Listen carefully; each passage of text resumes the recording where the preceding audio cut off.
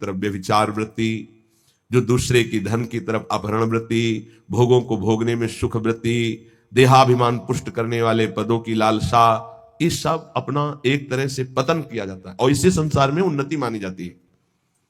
उन्नति है इंद्रियों को शासन में रखना, मन को प्रभु में लगाना, यथालाभ संतोष स्थिति रखना, हर कर्तव्य को भगवान की सेवा समझना। हम अपने द्वारा अपना नाश ना करें, ना हंता, अपना नाश मत करो। कोई तुम्हारा बाल बांका नहीं कर सकता, तुम्हारा कर्म ही तुमको दंड देता है। किसी व्यक्ति की बुद्धि में बैठकर या कोई घटना रूप या तुम्हारे शरीर में रोग रूप या परिस्थिति रूप तुम्हारा कर्म ही तुम्हें दंड देता है। विश्वास कर लो, कोई दूसरा त्रिभुवन में नहीं है जो तुमको कष्ट दे सके।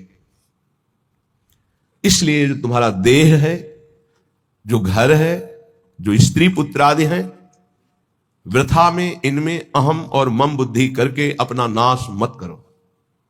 बहुत से परिवार तुमने छोड़ दिए हैं। योग वाशिष्ठ में प्रसंग आता है चूड़ाला जी का, और भी बड़े महापुरुषों का आता है। वो सरस्वती की उपासना करती थी रानी।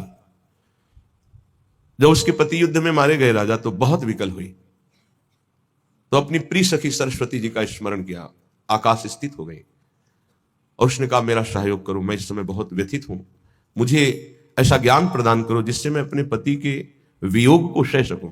मुस्कुरा दिया सरस्वती जी ने और कहा तुम मुझे अपनी सखी कहती हो, फिर दुखी हो रही हो, कितने तुमने परिवार छोड़े तुम्हें पता है? बोले नहीं, मुझे तो यही लग रहा है मैं पहली बार जन्म लिया हूं, ये मेरा पति है ऐसा। आओ, तो उनका सूक्ष्म शरीर उनके साथ हो गया, स्थूल वहीं गिर गया। कितने जगह ले गई, ये देखो पूर्व जन्म के तुम्हारे अमुक अमुक नाती पोता परिवार है, ये देखो यहां तुम पिता थे, यहां तुम पुत्र थे, इस घर में तुम अमुक थे, याद आ रहा है तुम्हें? तो सरस्वती जी ज्ञान देती जा, हाँ हाँ हाँ। अब इनका कोई परिचय तुमसे है नहीं, ऐसे उस जीव का तुमसे कोई परिचय नहीं है, वो कुछ समय के लिए केवल तुम्हारा पति। बहुत बड़ी ज्ञानी सिद्ध महापुरुष हुई, योग वाशिष्ठ में बड़ी विशुद्ध चर्चा ज्ञान की है।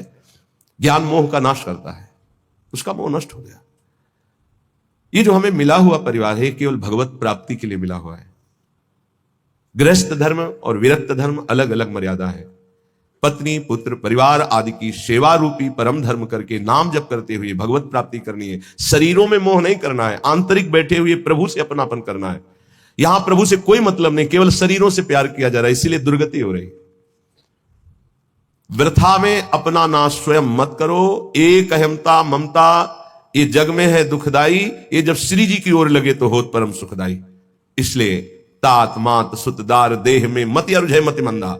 अय मतिमंद, तू अभी समझ नहीं पा रहा तेरे समय को,